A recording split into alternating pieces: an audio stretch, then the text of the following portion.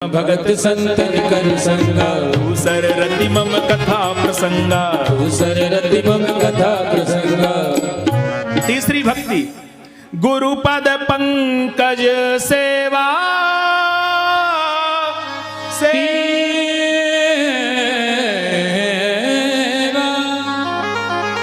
गुरु पद पंकज सेवा तीसर भगतिया।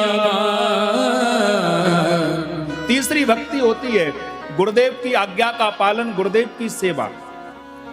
और सेवा क्या, मैंने मानसी में एक दिन कहा था, आप गुरुदेव आए चरण पखारो वो सेवा नहीं है, गुरुदेव को तिलक करो वो सेवा नहीं है, गुरुदेव की आरती उतारो वो सेवा नहीं है, गुरुदेव को भोजन कराओ वो सेवा नहीं है। आप सेवा कौन सी है? अगर आप गुरुदेव की आज्ञा का पालन करते हो तो गुरुदेव की वो सबसे बड़ी सेवा होती है। भोजन करना, पैर पखारना, तिलक लगाना, दक्षिणा देना, वस्त्र देना, इसे सेवा नहीं कहते हैं। सेवा किसे कहते हैं? आप गुरुदेव के वचनों की आज्ञा का पालन कीजिए। मानस जी कहती हैं गुरु पद पंकज सेवा तीसर भगति अमान।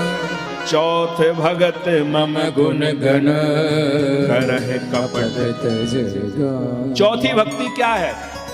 ध्यान दीजिए, चौथी भक्ति ये है, आप भगवान का भजन तो कर रहे हो, कथा तो सुन रहे हो, लेकिन ये कथा का और भजन का लाभ कब मिलेगा? जब अपने अंदर से कपट को बाहर निकाल दोगे। और जब तक हमारे अंदर एक कपट है, कपट किसे कहते हैं? अगर पड़ोसी की उन्नति हो रही है तो बगल वाला कहेगा पता नहीं इसकी उन्नति कैसे हो रही है, घर में कहीं गाड़ी आ रही है, कहीं घर बन रहा है, ये कहां से इसके पास कोई माल तो नहीं मिल गया, ऐसे है कोई गड़ा धन तो नहीं मिल गया है।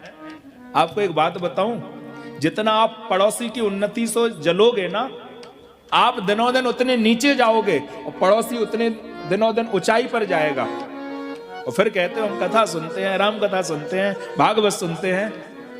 मानस जी कहती हैं चौथे भगत मम गुण गण करहि कपट त्यजेगा। चौथी भक्ति है भक्ति, अब जब सार्थक है चौथी भक्ति, जब कपट को आप बाहर निकाल दो। और पंचम भक्ति फिर क्या है? फिर पंचम भक्ति है जो हम लोग महामंत्र का जप करते हैं, श्री राम जय जय राम, श्री राम जय जय राम। ये कौन सी भक्ति है? ये भक्ति का पांचवी सीढ़ी है, भजन करना, नाम जप करना। कौन सी सीढ़ी है? मंत्र जाप मम दृढ़ विश्वासा, पंचम भजन सुवेद प्रकाशा। मंत्र जाप मम दृढ़ विश्वासा, मंत्र जाप मम दृढ़ विश्वासा। पंचम भजन सुवेद प्रकाशा, पंचम भजन सुवेद प्रकाशा। छठदम शील बिरत बहु कर्मा, छठदम शील बिरत बहु कर्मा। छठवीं भक्ति है हमारे कर्म सुंदर हो, सुंदर कर्मों पर हम लोग चले। भजन बहुत करते हो, कर्म अच्छे नहीं है तो भजन का लाभ मिलेगा? नहीं मिलेगा।